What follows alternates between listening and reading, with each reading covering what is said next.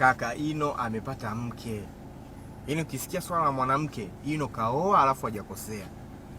Wanasema usikosee, sasa yule hajakosea. Wewe mwenyewe si unakuepogi, tunaenda pale. Ukifika pale unashangaa yule mwanamke ametupa chakula wote. Hatujakaa kidogo ametupa bites. Yaani unaona kabisa huyu Ino anaenjoy humu ndani. Kama sisi tu tunakuwa hapa 6 7 wote tunashiba tunakula na hana kinyongo yule mwanamke. Unakuta anamuita pale ukaoge.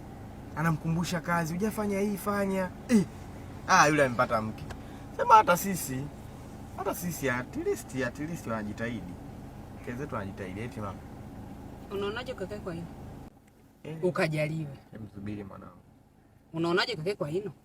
Kwa hino akapata mke. Sasa wewe tunaongea vipi? Hino amepata mke, si ndio? Kwa sisi wengine tunajitahidi. Sasa mtu siweza kuwa anatoa tu unampa mtu kichwa. Unampa mtu kichwa. Sio sikawa juzi. Nenda sasa kaishi huko ili ukajaliwe. Wewe ulikuwa unataka mimi maji bafuni niwe nakupelekea mimi kwamba hiyo bafu si inatoa maji juu. Sina bomba. Basi yaishi. Hino kafanya mke. Nenda kamuoe na wewe mke wa Hino sasa. Hajakosea kuoa. Kwa hiyo wewe umekosea. Alafu ulivyo na dharau wewe. Ulivyo na dharau UK. Unaniuliza mimi? Simama UK. Wewe kinachokufikirisha nini? Mbona kitu nenda mwenyewe. Nenda huko kwa Hino. Kwa huyo mwanamke. Wewe si umekuwa ugomvi wa kuondoka tena. Niambie ugomvi wa kuondoka. Mimi sipendi dharau. Uwezo kanidharau na kuona. Haya ondoka ugali naenda. Wewe si una kichaa.